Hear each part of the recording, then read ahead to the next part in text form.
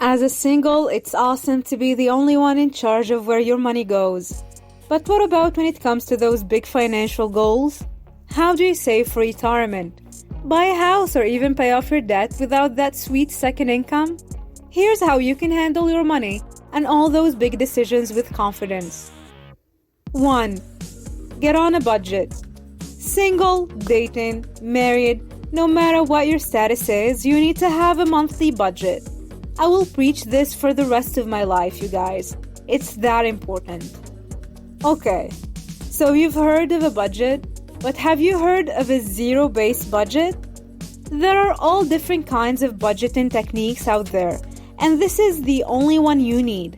Ready for the super complicated equation you need to know in order to make your zero-based budget?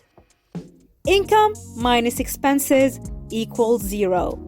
That's it. That's the tweet.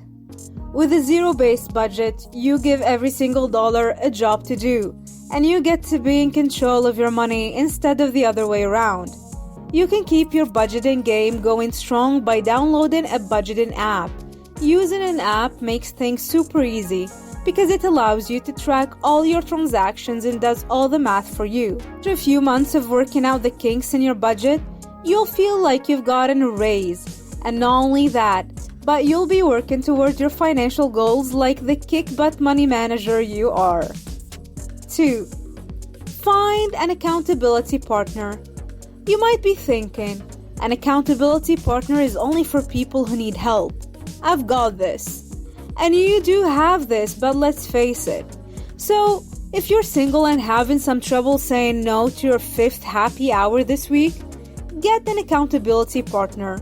Not only will they help you say no to spending money you haven't budgeted, but they can be the excuse you need when your friends come calling. Here's a helpful phrase: it's not in the budget. You don't need to be married to have an accountability partner. Ask a trusted friend, neighbor, family member, or co-worker to help keep you on track. Let them in on your goals, your dreams, and even your monthly budget. But remember, you've got to be honest about the areas you need to grow in. The more you let them in, the more they can help you get to where you want to be. 3. Get out of debt. Debt sucks. Not only does it steal you from your future, but it also keeps you stuck in your past. And since we're on the subject, let me just say this right now.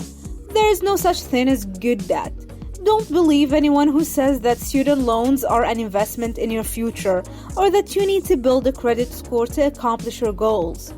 The FICO score is an I love debt score, and your credit card company is actually banking on the fact that you're probably not going to cash in those rewards you've been collecting anytime soon.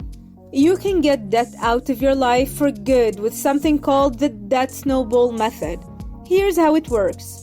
List your debt smallest to largest, pay minimal payments on everything but the smallest one, attack the smallest one like your life depends on it until you pay it off completely. Then repeat the process with the next smallest debt. Start selling anything you can and maybe even take on an extra job to keep paying them off until all the debt is gone. Boom. 4. Set goals and make them happen. Now that you're working on a budget and your debt snowball, it's time to dream big and set some goals. So you have to ask yourself, if you could do anything and money wasn't an object, what would you do? Would you change careers? Would you start a business? Would you travel? Would you go back to school? The options are endless, and they are not just going to happen on their own. You need to set specific, measurable, time-sensitive goals and put them in writing. When you write them down and keep them somewhere, you can see them. It will be easier to stay motivated. 5. Make sure you have insurance. Insurance is one of those things that can be easy to forget about. It might seem like an annoying extra expense, but it's like a life jacket. If anything were to go wrong, you'd be really glad you had it. The main types of insurance you should have right now are car insurance. This one is a no-brainer. Renter's insurance. If you're renting where you live, This is a must. Save you the cost of replacing all your stuff if it were to get stolen or lost in a fire. Health insurance? Pick the coverage option that makes the most sense for you, but don't go without it. Life insurance. This one's especially important if you're a single parent, but even if you're not, and you're worried there would be a financial burden on your other family members if you weren't here, think about getting a term life insurance policy. 6. Save for retirement. The best way to save for retirement over the long haul is by investing. And if you have attacked your debt and you're ready to put your money to work, it's time to start stacking that cash for the future. When you're out of debt and have 3 to 6 months of expenses saved in your fully funded emergency fund, put 15% of your total income in a good growth stock mutual fund. The average amount of time that millionaires spend working, saving and investing before hitting the $1 million mark is 28 years. In the National Study of Millionaires, we discovered that 8 out of 10 millionaires invested in their company's 401k, so get started as soon as you can. You can also open up a Roth IRA if your company doesn't offer a 401k with a match. 7. Work that side hustle.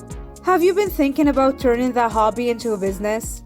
What better time than right now? You're not tied down. That means you have the freedom to create your own schedule and work until the sun comes up if you want to. Now's the perfect time to get your side gig off the ground. And who says you can't make serious money pet sitting, taking photos, or tutoring online? No one, because you can.